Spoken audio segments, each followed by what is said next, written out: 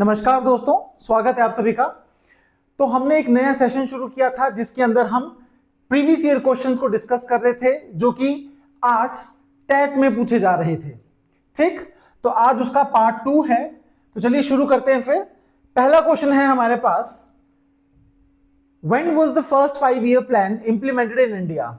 भारत में प्रथम पंचवर्षीय योजना कब लागू की गई थी?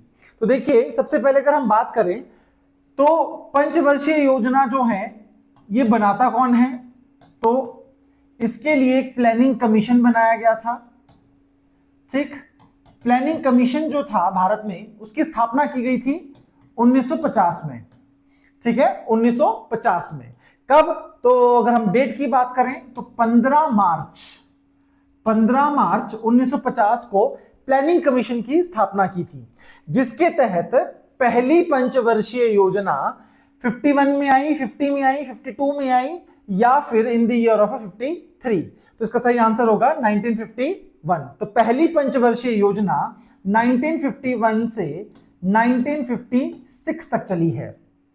ठीक, ये पंचवर्षीय योजना जो है, ये प्लानिंग कमीशन जो है, ये हमने किस देश से फॉलो किया हुआ है, किस कंट्री से हमने ये लिया हुआ है? तो ये यूएसएसआर, जिसको हम प्रेजेंट समय में रशिया बोलते हैं। ठीक है, रशिया से हमने इसको बोरो किया था। ठीक, अब देखो थोड़ी बात कर लेते हैं हम। तो पंचवर्षीय योजना जो रही है, पहली पंचवर्षीय योजना, वो किससे रिलेटेड थी? एग्रीकल्चर से। ठीक है, एग्रीकल्चर से। कृषि को महत्व देते हुए जो है पहली पंचवर्षीय योजना को लागू किया गया था। ये हमारी एक ऐसी पंचवर्षीय योजना है जो कि सक्सेस रही थी। ठीक है, इसमें सरप्लस हुआ था, डेफिसिट नहीं हुआ था, मतलब हमने बेहतर रिजल्ट देखे थे इसके। ठीक है, इसी के दौरान क्या क्या हुआ था?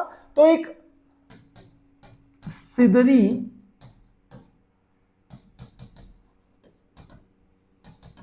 फर्टिलाइजर प्लांट, कुछ संगठन, मतलब कुछ एक ऑर्गेनाइजेशंस या फिर फैक्ट्रियां खोली थी। तो सिदरी उर्वरक जो एक प्लांट है, उर्वरक प्लांट है ये, उसकी स्थापना की गई थी। ठीक है, उर्वरक, ये सिदरी जो है कहां पड़ता है? तो देखिए, सिदरी जो है झारखंड में पड़ता है। ठीक, इसके अलावा एक और लोकोमोटर जो था, चितरंजन। ठीक है, यहां पे आपके इंजन बनाए जाते थे। इंजन, लोकोमोटर इंजन जो है उसका निर्माण किया जाता था ये। तो चितरंजन लोकोमोटर जो है या फिर इंजन कारखाना जो था, ये कहां खोला गया था? तो ये खोला गया था आसनसोल में। ठीक है, आसनसोल पश्चिम बंगाल, वेस्ट बंगाल में। ठीक है, चितरंजन वेस्ट बंगाल में था। सिदरी कहां पड़ता है? तो भाई ये झारखंड में पड़ता है, ये याद रखना आपने, झारखंड में पड़ता है। तो कई बार यहां से बहुत से एग्जाम में ये क्वेश्चन आते हैं पंचवर्षीय योजनाओं में कि क्या चीज या कौन सी चीज किस पंचवर्षीय योजना में लागू की गई थी। तो पहला 5-year प्लान जो था 1951 से 56 के तहत आया था। इसको एग्रीकल्चर या कृषि से संबंधित इसको बढ़ावा देने की बात की थी।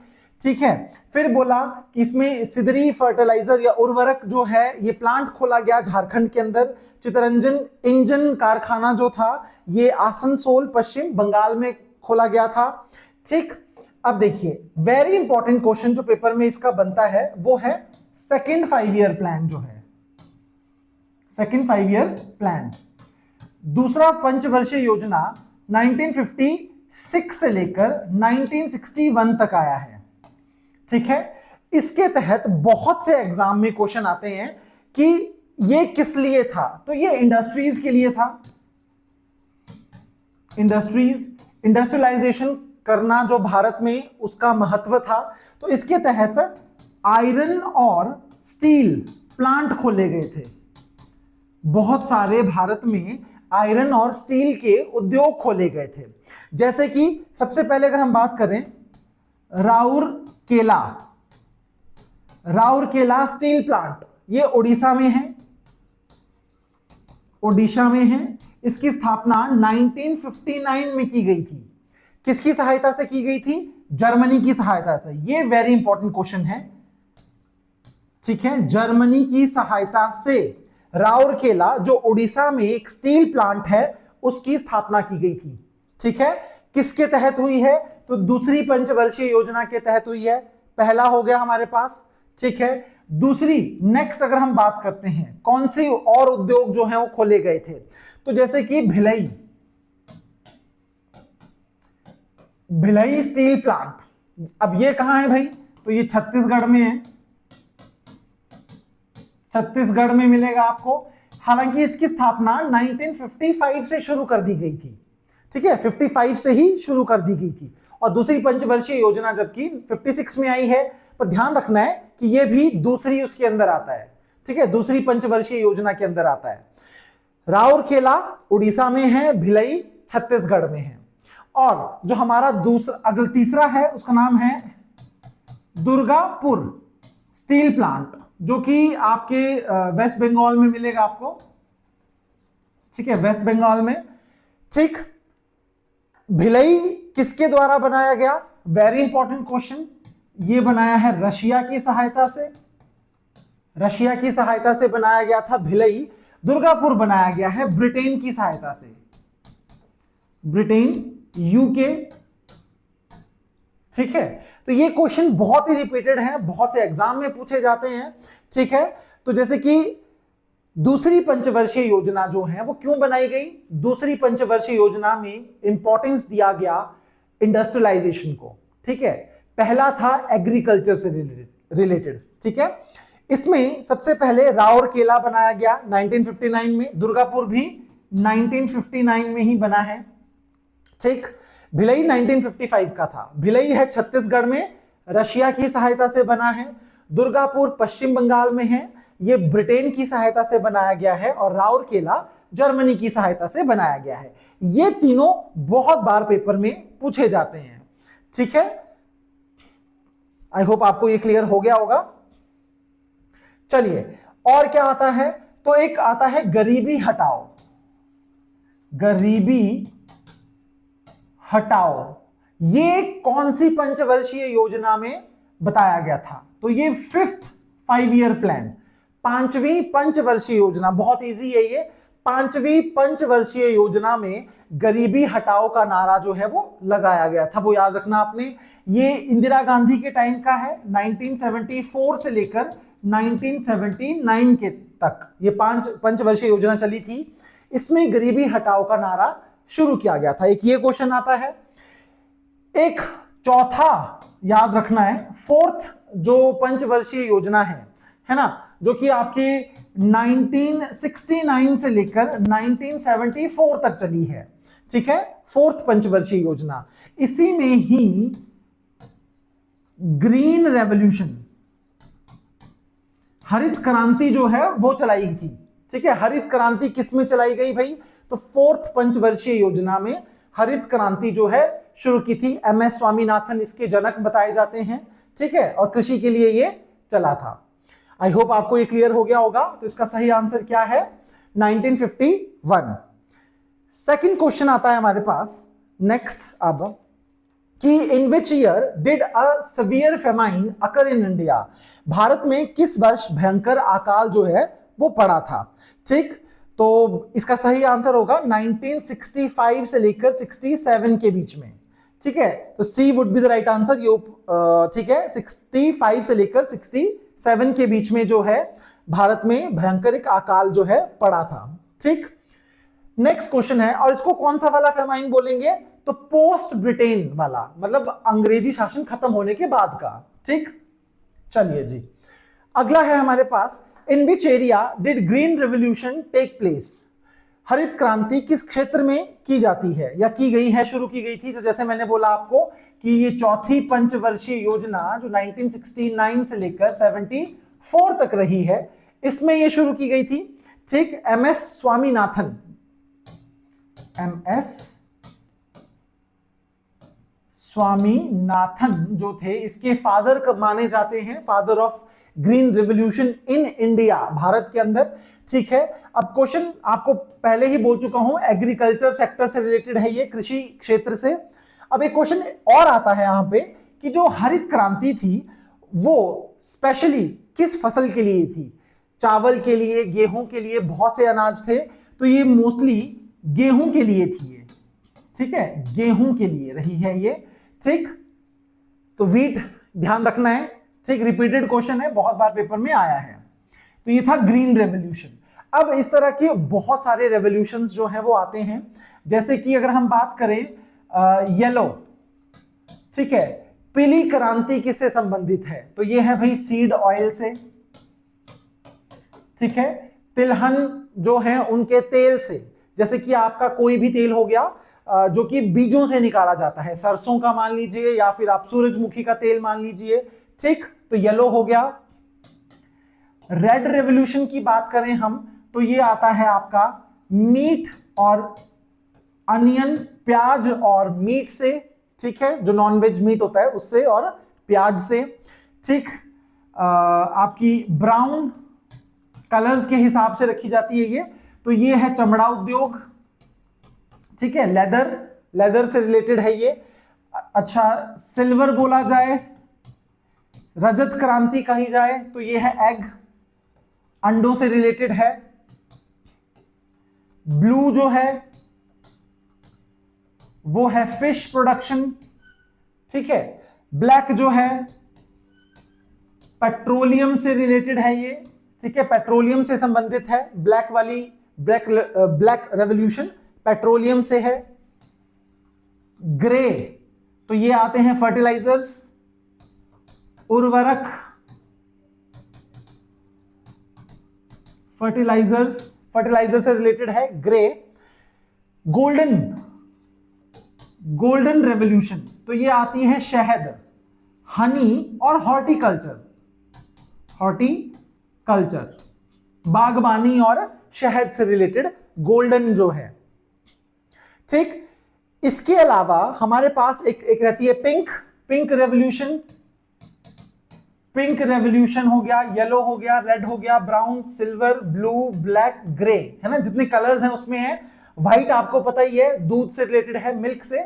पिंक जो है ये है आपकी प्रॉन फिश, झींगा मच्छी जिसको बोलते हैं झींगा मच्छी। ठीक है, झींगा मच्छी से रिलेटेड है। और अनियन से, मैंने गलत कर दिया यहां पे, प्लीज करेक्ट कर लो एक बार। रेड जो है मीट और टोमेटो। ठीक है, टमाटर और मीट से रिलेटेड है रेड। अनियन, प्याज जो है वो पिंक में आता है, पिंक रेवोल्यूशन के अंदर आएगा प्याज, प्लीज इसको करेक्ट कर लें। ठीक, तो प्याज जो है किस में आएगा? झींगा मच्छी किस में आएगा? पिंक वाले में। दो बहुत बार पेपर में पूछे जाते हैं, तो गोल्डन फाइबर, सुनहरे रेशे, तो ये है जूट से रिलेटेड। ठीक है, जूट जिससे हम बोरियां बनाते हैं या फिर रस्सियां बनाते हैं। ठीक है, वो है जूट से रिलेटेड। और सिल्वर फाइबर जो है वो रिलेटेड है आपके कॉटन से, कपास।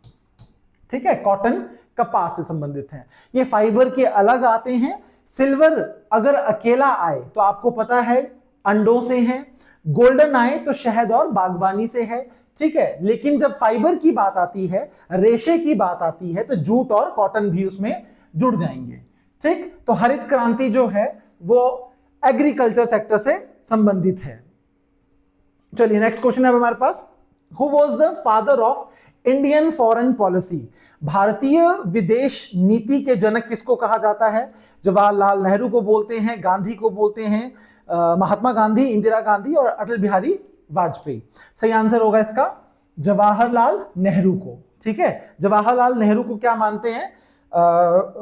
विदेश नीति का जनक मानते हैं।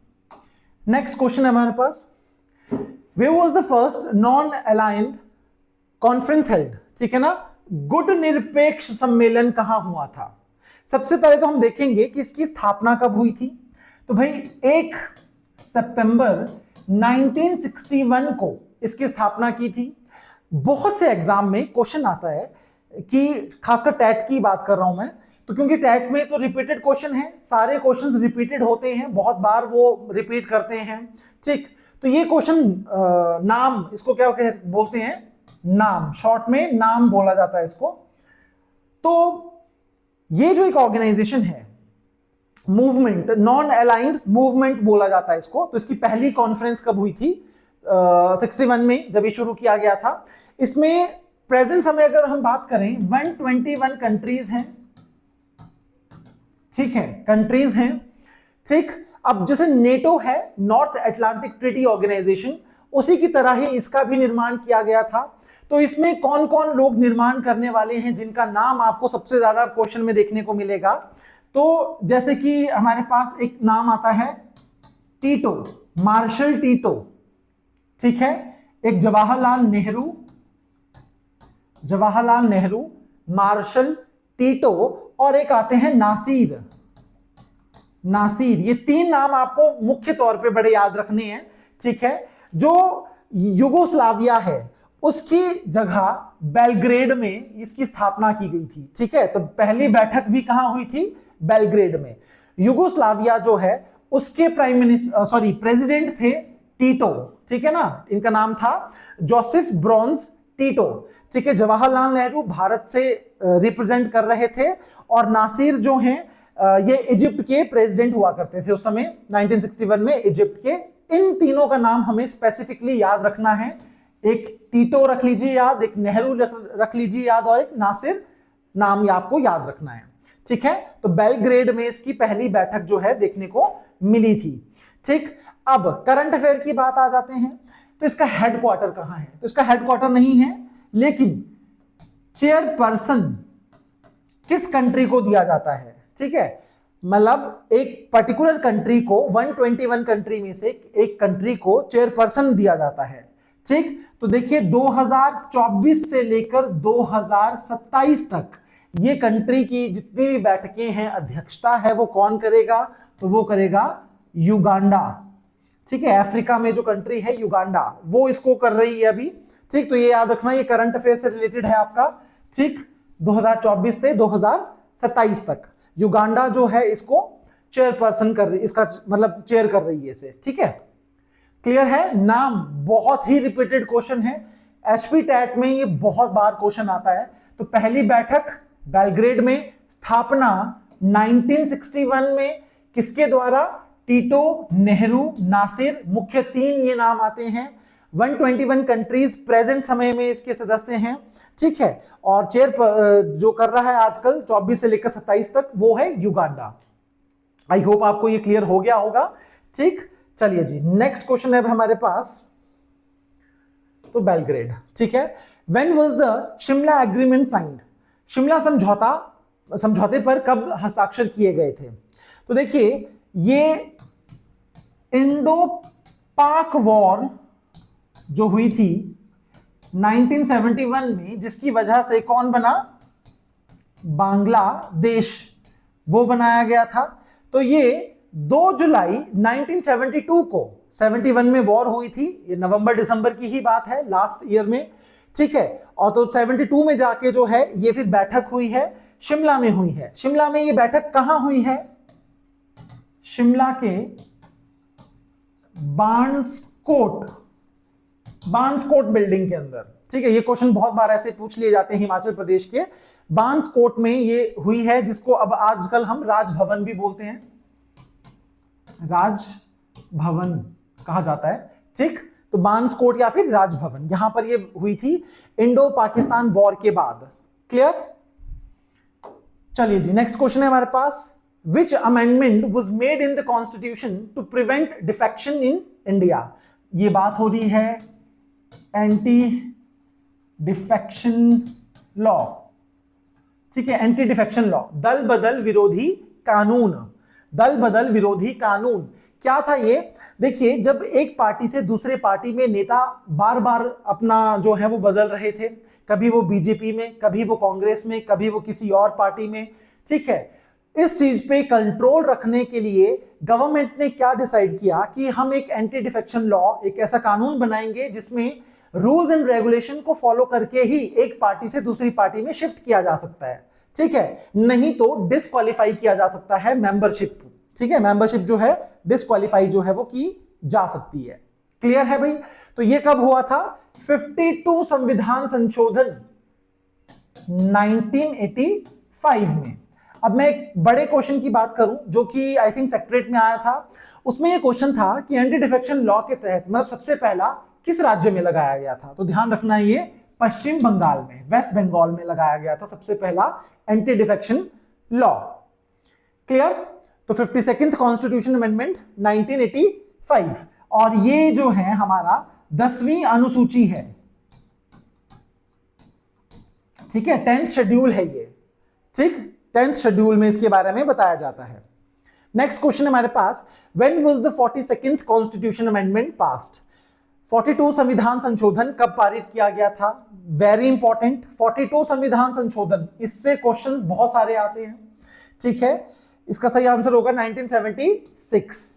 1976 में ये हुआ था। इसको मिनी कॉन्स्टिट्यूशन भी बोलते हैं, ठीक है, लघु संविधान भी इसमें इसको कहा जाता है। भारत में जितने सबसे ज्यादा, अगर हम एक क्वेश्चन और आता है कि कौन से संविधान में भारतीय संविधान का जो मुख्य ढांचा है वो बदला गया था, तो मेन जो चेंजेस लाए गए थे वो इसी में लाए गए थे, 42 कॉन्स्टिट्यूशन अमेंडमेंट 1976 का। इसको हम कंट्रोवर्सी का भी बोलते हैं, विवादास्पद भी कहा जाता है इसको, क्योंकि उस समय 1975 से लेकर 77 तक इंदिरा गांधी जी ने नेशनल इमरजेंसी जो है वो लगाई थी उन्होंने, ठीक है, जिसकी वजह से इमरजेंसी के दौरान ये कॉन्स्टिट्यूशन अमेंडमेंट किया गया था। चलिए जी, नेक्स्ट क्वेश्चन है हमारे पास, when was the first state of India created on the basis of language? भाषा के आधार पे पहला राज्य कब बनाया गया था? देखिए, इसकी हिस्ट्री बहुत पुरानी देखनी पड़ती है हमें, क्योंकि सबसे पहले जो है बहुत सारे, एक धर कमीशन आया था, ठीक है, फिर जेवीपी कमीशन आया था 48 में, 1948 की बात है, लेकिन वो नहीं उनके अकॉर्डिंग जो है हम स्टेट्स को नहीं बना पाए थे। रेकमेंडेशन वही था, भाषा के आधार पर राज्यों को बनाओ, लेकिन 53 में ऐसी कंडीशन आ गई, जिसका सही आंसर होगा 1953 में, जब तेलुगु भाषा बोलने वाले को तमिल भाषा वालों से अलग करना पड़ा था। तो तमिल और तेलुगु, ठीक है, तो कौन बना था? आंध्र प्रदेश। आंध्र प्रदेश, तमिलनाडु से आंध्र प्रदेश को अलग किया था, ठीक है, उस समय, और ये अक्टूबर की बात है, ठीक है। उस समय पुलिस कार्यवाही करनी पड़ी थी, तमिल और तेलुगु के बीच में कुछ मतभेद नहीं बैठ रहे थे, इसीलिए उनको अलग करना पड़ा था। और भाषा के आधार पे राज्यों का पुनर्गठन सबसे पहला जो हुआ है वो आंध्र प्रदेश बना है 53 में। लेकिन अब एक अलग तरीके का क्वेश्चन आता है कि भाषा के आधार पे राज्यों का पुनर्गठन किस वर्ष किया गया है? तो वो किया गया है 1956 में, वो ध्यान रखना है आपने। 1953 में जब भाषा के आधार पे पहला राज्य बनाया गया, उसके बाद फजल अली आयोग आया। फजल अली आयोग, ठीक है भाई, 2-3 क्वेश्चन आते हैं इसमें। जस्टिस फजल अली आयोग, HN कुंजरू, KM पनिकर, ठीक है, ये लोग थे, KM पनिकर, HN कुंजरू, ठीक है। इन तीनों ने अपनी रिपोर्ट संसद में कब जमा की? ये क्वेश्चन भी आ चुका है पेपर में। 1955 में इन्होंने पूरे स्टडी करा, ठीक है, और 1955 में पार्लियामेंट में ये रिपोर्ट जमा की। उस बेस पे 1956 में राज्यों को डिवाइड किया गया on the basis of language. जब 14 स्टेट्स बनाए गए थे, 14 राज्य बने, 6 केंद्र शासित प्रदेश बनाए थे, 6 यूनियन टेरिटरीज का निर्माण हुआ था 56 में। तो भाषा के आधार पर पहला राज्य 53 में आंध्र प्रदेश। भाषा के आधार पर राज्यों का पुनर्गठन कब हुआ? 56 के अंदर, ठीक। तो ये याद रखना आपने, 56 और 53 जो डेट है हमारे पास। चलिए नेक्स्ट क्वेश्चन है अब हमारे पास, Chipko movement is related to which state? Chipko आंदोलन किस राज्य से संबंधित है? तो देखो रिपीटेड क्वेश्चन है, बहुत बार पढ़ चुके हैं हम कि ये उत्तराखंड से रिलेटेड है। ठीक है, उत्तराखंड में भी कौन सा? तो चमोली डिस्ट्रिक्ट, चमोली डिस्ट्रिक्ट, ये भी याद रखना है आपको, चमोली डिस्ट्रिक्ट से संबंधित है ये। इसमें कौन कौन व्यक्ति हैं जिनका नाम हमें ज्यादातर देखने को मिलता है? तो भाई एक हैं चंडी प्रसाद भट्ट, ठीक है, और एक है सुंदरलाल बहुगुणा, बहुगुणा, ठीक है। मैक्सिमम इनका नाम ज्यादातर पेपर में आता है, सुंदरलाल बहुगुणा का। ठीक, तो ये याद रखना आपने, चंडी प्रसाद भट्ट और सुंदरलाल बहुगुणा। ये चिपको मूवमेंट क्या था?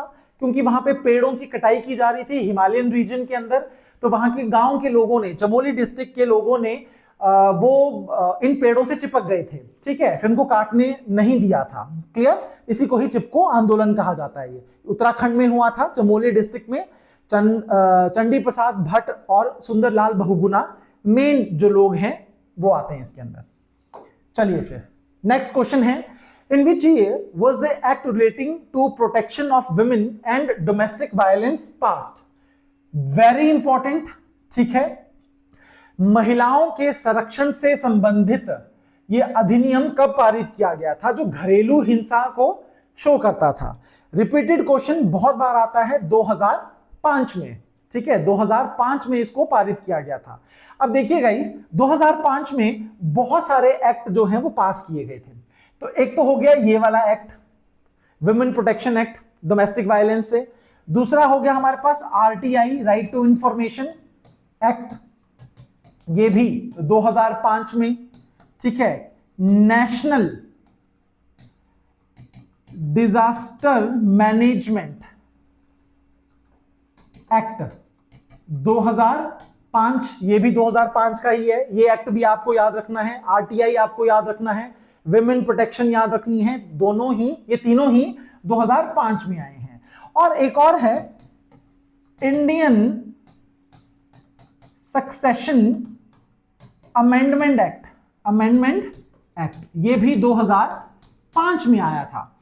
इसके अकॉर्डिंग क्या है, सक्सेशन का मतलब होता है उत्तराधिकारी। ठीक है, जो हिंदुस्तान में जो प्रॉपर्टी का डिस्ट्रीब्यूशन आता था कि फादर के बाद बेटों को मिलता था, तो उसमें बेटियों के लिए भी ये प्रोविजन बनाया गया था कि भाई लड़कियों को भी उनके फादर से जो प्रॉपर्टी है वो इनहेरेंट कर सकती हैं। ठीक है, तो ये इंडियन सक्सेशन अमेंडमेंट एक्ट है, ये मतलब एक अमेंडमेंट हुआ था इसका, 2005 में आया है।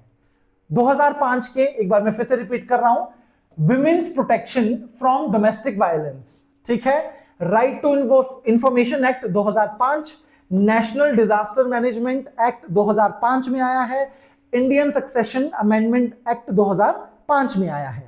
ठीक है, ये 2005 आपने याद रखनी है कौन कौन से हैं। नेक्स्ट क्वेश्चन है हमारे पास, when is women's day celebrated every year in India? देखिए कौन सा महिला दिवस जो है मनाया जाता है भारत में, लेकिन ये इंटरनेशनल पूछा जा रहा है, ऑप्शन से हमें पता चल रहा है, क्योंकि इंटरनेशनल वुमेन डे पूछा जा रहा है ये।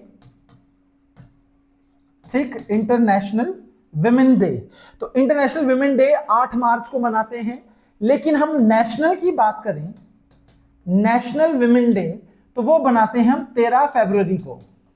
ठीक है, 13 फरवरी को, 13 ही फरवरी को हम रेडियो डे भी मनाते हैं, रेडियो डे भी मनाते हैं हम। ठीक है, तो याद रखना है नेशनल वुमेन्स डे ये मनाया जाता है सरोजनी नायडू के बर्थ उसमें, ठीक है ना, सरोजनी नायडू। ठीक, और इंटरनेशनल वुमेन डे 8 मार्च को, नेशनल वुमेन डे 13 फरवरी को। क्लियर, ये आपने याद रखना है। नेक्स्ट क्वेश्चन है, in which year was BJP formed?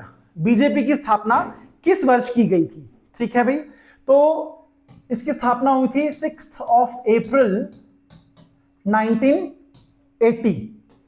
सही आंसर होगा इसका 1980 में बीजेपी, भारतीय जनता पार्टी जिसको बोलते हैं, या फिर भाजपा भी बोला जाता है, इसकी स्थापना किसने की थी?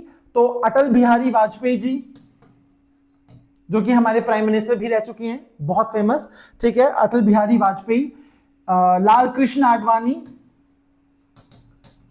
ठीक है, लाल कृष्ण आडवाणी ये बीजेपी के प्रेसिडेंट भी रह चुके हैं, लेकिन प्राइम मिनिस्टर कभी नहीं बन पाए लाल कृष्ण आडवाणी जी, ठीक है। और मुरली मनोहर जोशी जो हैं, मुरली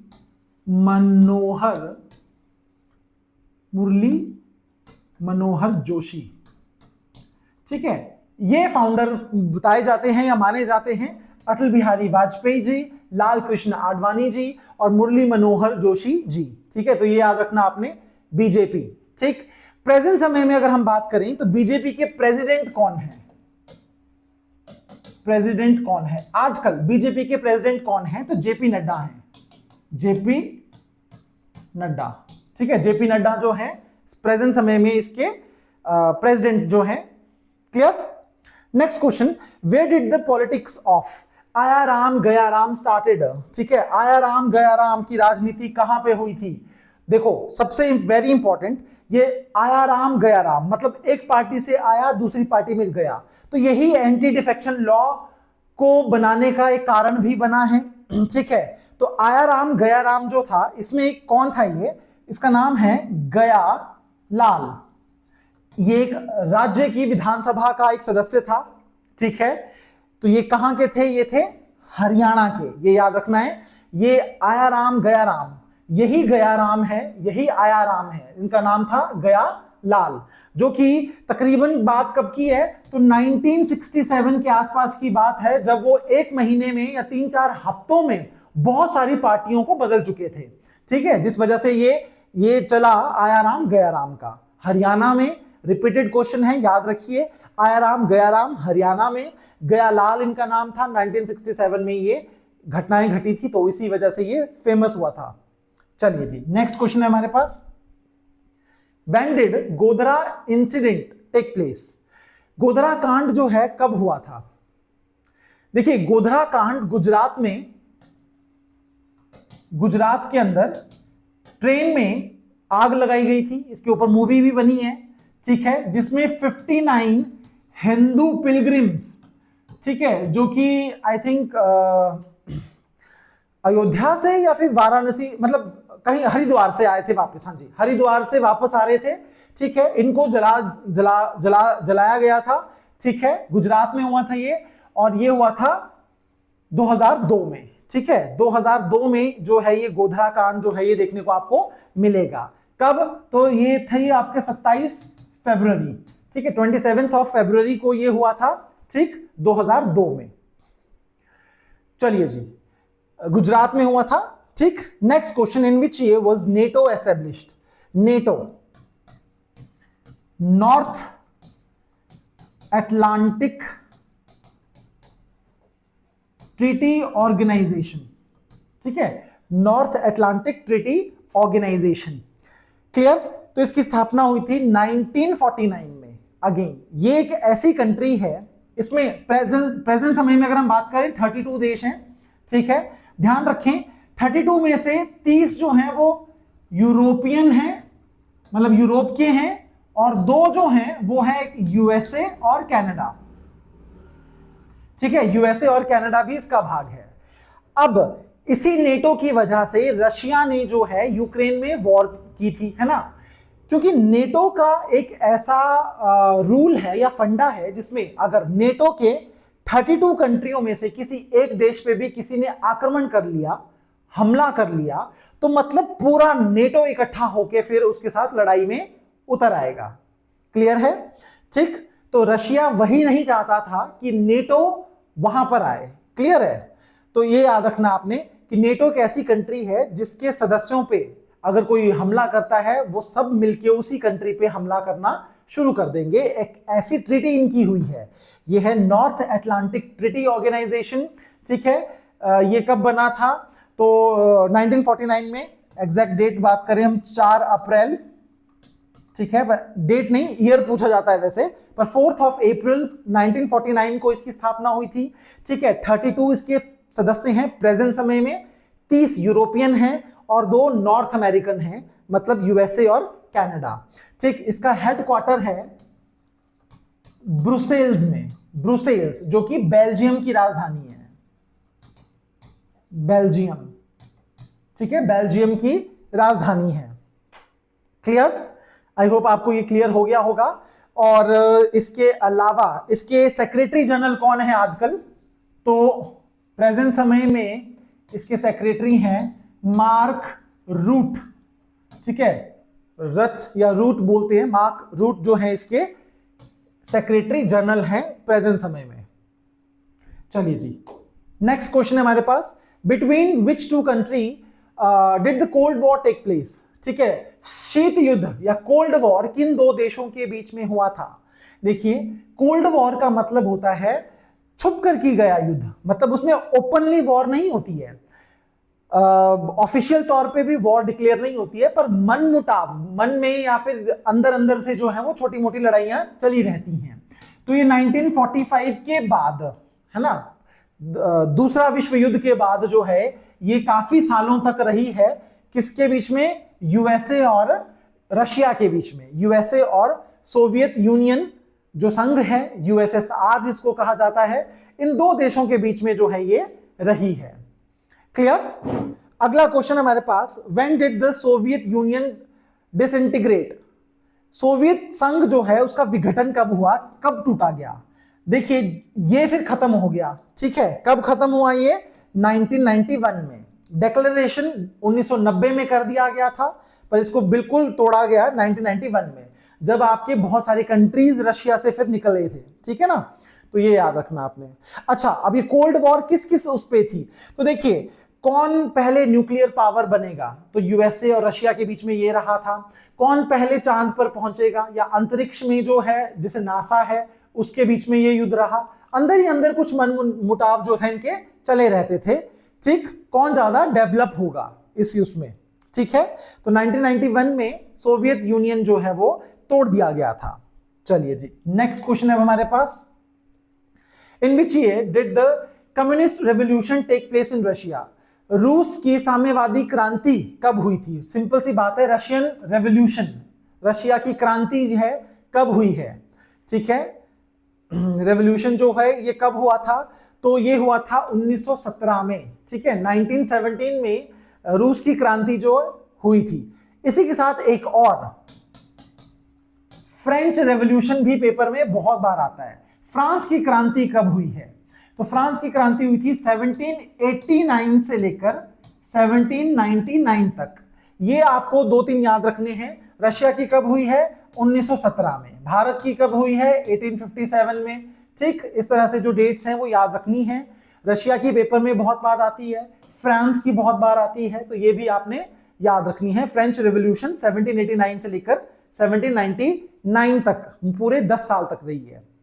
चलिए जी, नेक्स्ट क्वेश्चन है, when did America become a country? America कब राज्य बना था? तो देखिए हुआ क्या था, नॉर्थ अमेरिका में 50 राज्य आपस में जुड़े थे। ठीक है, हालांकि स्टार्टिंग में 50 नहीं थे, स्टार्टिंग में कम थे। कुछ क्षेत्र मैक्सिको से खरीदा गया, कुछ फ्रांस की टेरिटरी से खरीदा गया, ठीक है, कुछ ब्रिटेन से खरीदा गया, अलग अलग मतलब जो किया था। प्रेजेंट समय में 50 स्टेट हैं यूएसए के अंदर। ठीक है, उन राज्यों ने एक हस्ताक्षर किया और ये डिसाइड किया हम सब मिलके क्या हैं, एक देश बन जाते हैं, यूनाइटेड स्टेट्स ऑफ अमेरिका। ठीक है, तो यही बोलते हैं कि जितने भी स्टेट्स हैं वो यूनाइटेड हुए हैं, इकट्ठा हुए हैं। ठीक, तो इसकी स्थापना हुई थी 1776 में। B option would be the right answer. ठीक है ना, 1776 में 4 जुलाई, 4th of July independence day भी मनाते हैं अमेरिका वाले। ठीक है, यूएसए की कंट्री 4th जुलाई को इंडिपेंडेंस डे भी मनाते हैं, और 1776 में जो है एक कंट्री बन चुका था। क्लियर? चलिए अभी नेक्स्ट क्वेश्चन हमारे पास, which war is called computer war? Computer युद्ध क्यों कहा जाता है? देखिए वेरी इंपॉर्टेंट, ये क्वेश्चन, पर्टिकुलर क्वेश्चन बहुत से एचपी टैट में पूछे जा चुके हैं। ये आपको चाहे आप जुलाई वाला ले लीजिए या फिर आप दिसंबर या नवंबर वाला ले लीजिए, अलग अलग टाइप से पूछा जाता है। रिपीटेड क्वेश्चन है, लेकिन ध्यान दें, कंप्यूटर वॉर का मतलब ये नहीं है कि कंप्यूटर में युद्ध हो रहा है। कंप्यूटर वॉर इसलिए कहा गया क्योंकि इसमें आधुनिक, एडवांस्ड टाइम के, आधुनिक समय के बॉम्ब का यूज हुआ है। ठीक है, मतलब मशीन्स जो हो गई आपकी, जितने भी वेपन यूज किए गए वो आधुनिक तौर के थे, ठीक है, इसीलिए इसको हम फर्स्ट गल्फ वॉर भी कहते हैं। गल्फ कंट्रीज जो हैं जैसे इराक, ईरान, यूएई वगैरह, उसके बीच में वहां पर ये युद्ध हुआ था। ये पर्टिकुलर 2 कंट्रियों में हुआ है, उसके बारे में बात करते हैं। 1990 में ये यूएसए और इराक के बीच में ये युद्ध हुआ है, ठीक है। कंप्यूटर वॉर बोलते हैं क्योंकि इसमें एडवांस बॉम्ब का यूज किया गया था, ठीक है। किन 2 देशों के बीच में हुई? यूएसए और इराक के बीच में हुई है, 1990 में हुई है। ये सब इंपॉर्टेंट क्वेश्चन है इसके, इसको फर्स्ट गल्फ वॉर भी कहा जाता है। और वेरी इंपॉर्टेंट क्वेश्चन जो कि जुलाई के मंथ में भी पेपर में आया हुआ था कि इसी में ही एक ऑपरेशन चलाया था जिसका नाम क्या था भाई? ऑपरेशन डेजर्ट स्टॉर्म, ठीक है। ऑपरेशन डेजर्ट स्टॉर्म ये बड़ा इंपॉर्टेंट है, ध्यान रखना है। ऑपरेशन डेजर्ट स्टॉर्म किस में हुआ था? तो इन यूएसए और इराक के बीच में 1990 में हुआ, जिसको फर्स्ट वो गल्फ वॉर भी बोला जाता है और कंप्यूटर वॉर भी कहा जाता है। आई होप आपको क्लियर हो गया होगा। 3-4 क्वेश्चन यहां से बनते हैं और अलग अलग टैट में जो है ये पूछे जाते हैं, ठीक। ऑपरेशन डेजर्ट स्टॉर्म ये बड़ा इंपॉर्टेंट है ये, ठीक है भाई। गल्फ वॉर याद रखना है, साल और कंट्रियों के बीच में, ठीक। नेक्स्ट क्वेश्चन है what is the currency of China? China की करेंसी क्या है? तो चलो, तो बेसिक है युआन।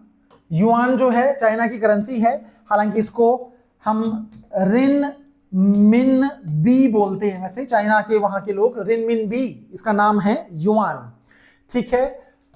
वॉन करेंसी कहां की है? तो ये भाई कोरिया की है, याद रखना आपने, कोरिया की है। येन जापान की है। डॉलर ये यूएसए, कनाडा, ऑस्ट्रेलिया, सिंगापुर, मतलब बहुत सारी कंट्रियों के बीच में है डॉलर, ठीक। येन हो गया, वॉन हो गया, और इसके अलावा चाइना की होगी युआन, रिनमिनबी भी बोलते हैं इसको हम, ठीक है। पाकिस्तान का रुपए है, इंडिया का रुपए है, नेपाल का रुपए है, श्रीलंका का रुपए है, ठीक है। बांग्लादेश का है टका। बांग्लादेश की क्या है? टका, ठीक है। टका जो है बांग्लादेश की है। नगुंट्रम, नगुंट्रम है भूटान की। भूटान की, हमारे पड़ोसियों की बात कर रहे हैं हम, तो भूटान की करेंसी है नगुंट्रम, नगुंत्रम भी बोल देते हैं हिंदी में, ठीक है। और म्यांमार की बात करें जो हमारा पड़ोसी है, उसकी है कयात। म्यांमार की जो करेंसी है कयात, ठीक। रशिया, रशिया जो भारत का बहुत अच्छा दोस्त है, इसकी है रूबल, ठीक है, रूबल, ठीक है, रूबल, ठीक। तो ये कुछ करेंसियां हैं। चलिए भी नेक्स्ट क्वेश्चन हमारे पास, when did the first war take place between India and Pakistan? भारत और पाकिस्तान के बीच में पहला युद्ध कब हुआ था? ऑप्शन के अकॉर्डिंग ही आंसर देना है। हालांकि पहला पाकिस्तान इंडो पाकिस्तान वॉर 1947-48 में ही हुई है, 1948 में। फर्स्ट कश्मीर वॉर हम उसको बोलेंगे।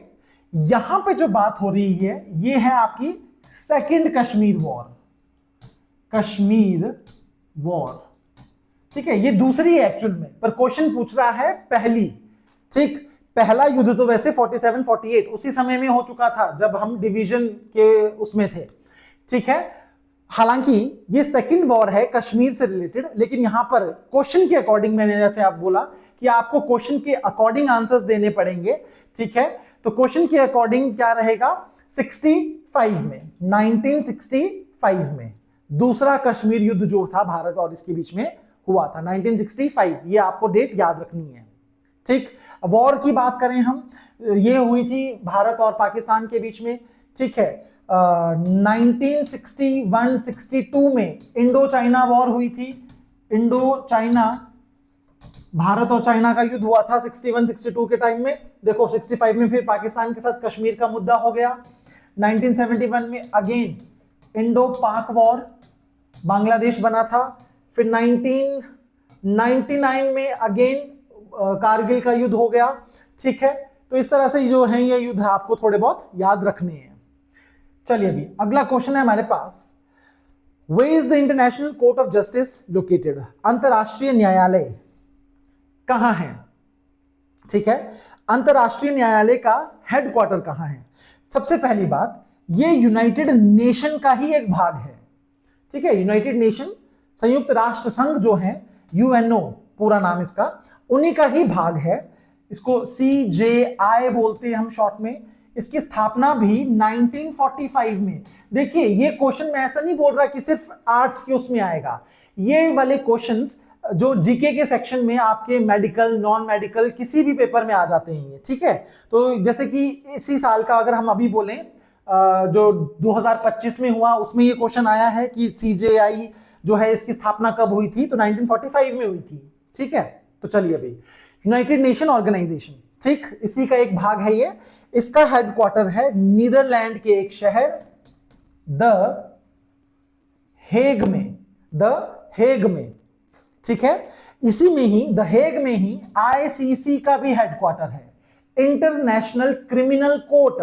ठीक है, क्रिमिनल कोर्ट, आई थिंक उसकी स्थापना 2002 में हुई है, लेकिन ये भी क्रिमिनल कोर्ट है, ये अंतरराष्ट्रीय न्यायालय है। ठीक है, अलग अलग हैं दोनों, ध्यान रखना है। दोनों कोर्ट का हेडक्वार्टर कहां है? द हेग में है। एक और वेरी इंपॉर्टेंट क्वेश्चन यहां पे पूछा जाता है कि जो कोर्ट ऑफ जस्टिस जो है ये, सॉरी उल्टा लिख दिया मैंने, ICJ बोलते हैं इसको। ठीक है, इंटरनेशनल कोर्ट ऑफ जस्टिस, इसके जो न्यायाधीश होते हैं, जजेस होते हैं, उनका कार्यकाल कितने वर्षों का होता है? तो ये ध्यान रखना आपने, 9 सालों का उनका कार्यकाल होता है। ठीक है भाई, ये वेरी इंपॉर्टेंट क्वेश्चन है, बहुत से एग्जाम में ये भी आता है कितने साल के लिए जाते हैं, तो 9 साल के लिए जाते हैं। अच्छा, वेरी इंपॉर्टेंट एक और, कि हिमाचल प्रदेश के भी एक पर्सन है जिनका नाम है RS पाठक, वो भी एक जज रहे हैं भारत के या हिमाचल प्रदेश के ऐसे व्यक्ति जो कि अंतरराष्ट्रीय न्यायालय में जाकर जज बने हैं, RS पाठक। इनकी 76 की बात है, ये 1970 आई थिंक 4 से लेकर 76, उस समय से शायद इन्होंने 2 साल ही काम किया हुआ है, आई थिंक ये डेट है, एग्जैक्ट मुझे याद नहीं आ रही, पर ये बने थे। चलिए फिर नेक्स्ट क्वेश्चन है हमारे पास, the first international effort to establish peace in the world was made by, ये गलत है यहां पे थोड़ा सा, मेड इन किस साल की गई थी? ठीक है, अंतरराष्ट्रीय शांति बनाने का पहली बार प्रयास कब किया गया था? तो ये हुआ था 1919 के बाद, मतलब यहां इस समय में भी प्रयास हुआ था, 1920 को मेन माना जाता है, तो 1920 आपने याद रखना है। ठीक है, विश्व में शांति स्थापित करने का पहला अंतरराष्ट्रीय प्रयास जो था 1920 में किया गया था। क्लियर? नेक्स्ट क्वेश्चन है, how many elements are required to form a state? राज्य बनाने के लिए कितने तत्व की आवश्यकता होती है? Very important. अगर कल को हमने किसी एक पर्टिकुलर यूनियन टेरिटरी को स्टेट बनाना है तो कौन सी कंडीशन फुलफिल होनी चाहिए? तो कितनी होनी चाहिए भाई? 4। सबसे पहले तो 4।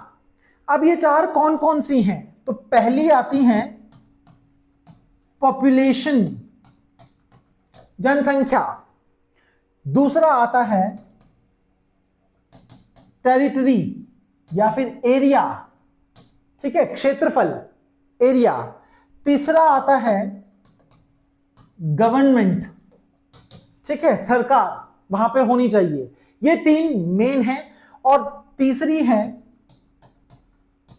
सोवर्निटी, इसको हम बोलते हैं संप्रभुता, संप्रभुत्व भी बोलते हैं, मतलब अपना प्रभुत्व, अपना इंडिपेंडेंस एक तरह से। मतलब हम मान लो कि हिमाचल प्रदेश कोई भी काम कर रहा है तो वो क्या पंजाब से जाके पूछता है या उत्तराखंड से जाकर पूछता है? नहीं, वो इंडिपेंडेंट है।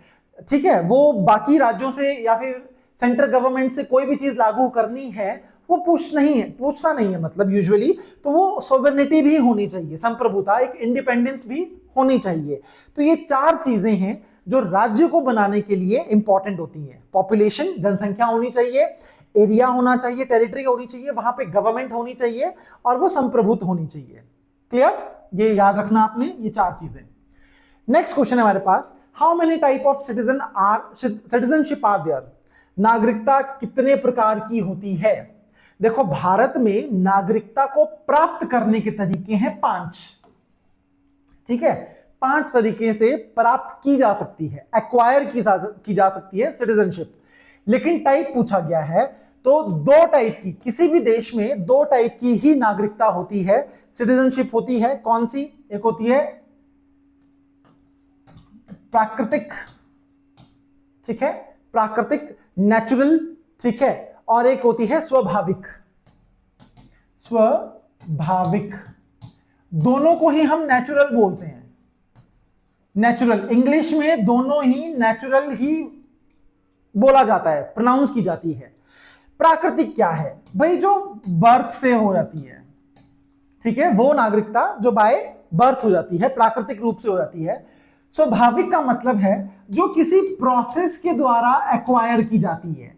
जैसे कि मैं अब इंडिया का हूं, ठीक है, अब मुझे यूएसए की चाहिए तो मुझे पहले रजिस्ट्रेशन करवाना पड़ेगा, कुछ नियम लागू करने पड़ेंगे, फॉलो करने पड़ेंगे, सॉरी, ठीक है, तो वो प्रोसेस मुझे फॉलो करनी पड़ेगी, वो होती है स्वाभाविक, जिसमें आप कोई प्रोसेस फॉलो करके एक्वायर करते हो। ठीक है, तो 2 टाइप की होती है नागरिकता, एक होती है प्राकृतिक और एक होती है स्वाभाविक। आई होप आपको ये क्लियर हो गया होगा। नेक्स्ट क्वेश्चन है, विच scholar first use the word politics? किस विद्वान ने सबसे पहले राजनीति शब्द का प्रयोग किया था? अगेन रिपीटेड क्वेश्चन, बहुत बार आता है। ये प्लेटो था, सोक्रेट था, एरिस्टोटल था या मैकविले था? तो देखिए, ये है एरिस्टोटल, अरस्तु भी इसको कहा जाता है हिंदी के अंदर। एरिस्टोटल को फादर ऑफ बायोलॉजी बोलते हैं, ठीक है, बायोलॉजी के पिता भी कहा जाता है एरिस्टोटल को। एरिस्टोटल के गुरु कौन थे? प्लेटो थे। ठीक है, एरिस्टोटल के गुरु कौन थे? प्लेटो। और एरिस्टोटल किसका गुरु था? अलेक्जेंडर का, अलेक्जेंडर द ग्रेट, सिकंदर जिसको बोला जाता है, उनका क्या था? ये गुरु था ये, तो ये ध्यान रखना आपने। मैसेडोनिया का था ये, मैसेडोनिया से। अगला क्वेश्चन है हमारे पास, what does the 73rd constitution amendment relate to? 73 संविधान संशोधन किससे संबंधित है? तो भाई हमने पढ़ा है कि 11वां शेड्यूल, 11वीं अनुसूची, पंचायती राज जो है 73 कॉन्स्टिट्यूशन अमेंडमेंट के तहत 1992 में स्थापित की गई थी। 74 संविधान संशोधन भी 1992 में ही आया है और वो रिलेट करता है म्युनिसिपल कॉर्पोरेशन से, नहीं, म्युनिसिपैलिटीज से। ठीक है, म्युनिसिपैलिटीज, नगर निगम, नगर विभाग जो है उससे रिलेट करता है 74। पंचायती राज करता है शेड्यूल 11, ठीक है, ये है शेड्यूल 12, 12वां अनुसूची, ये है 11वीं अनुसूची, पंचायती राज। और 73 संविधान संशोधन 1992 में हुआ है, 74 भी 1992 में ही हुआ है। भाग की बात करें तो पंचायती राज सिस्टम ये आता है आपका पार्ट 9 के अंदर। ठीक है, पार्ट 9 में आता है पंचायती राज। 9A में आता है नगर पालिकाएं, 9B में आता है सहकारी समितियां, कोऑपरेटिव सोसाइटीज, वो आती है इसके अंदर। आर्टिकल क्या है भाई? तो आर्टिकल की भी बात कर लेते हैं, 243। ठीक है, 243 मेनली तौर पे आप ये याद कर लीजिए, बाकी इसमें अल्फाबेट भी जुड़ते हैं, ABCDEFG तक, वो भी बहुत चलता है ये। ठीक है, चलिए जी, नेक्स्ट क्वेश्चन है हमारे पास, how many states are there in India at present? तो ये तो बड़ा ही वाहियात क्वेश्चन, पता ही सबको, 28 हैं। 28 स्टेट्स हैं, 8 यूनियन टेरिटरी हैं, तो टोटल बन जाते हैं 36। क्लियर? तो ये था 150th क्वेश्चन, आज का यहीं पे समाप्त होता है। इसी तरह के और भी क्वेश्चन हम लेके आएंगे, तो आज के लिए सिर्फ इतने गाइस, थैंक यू।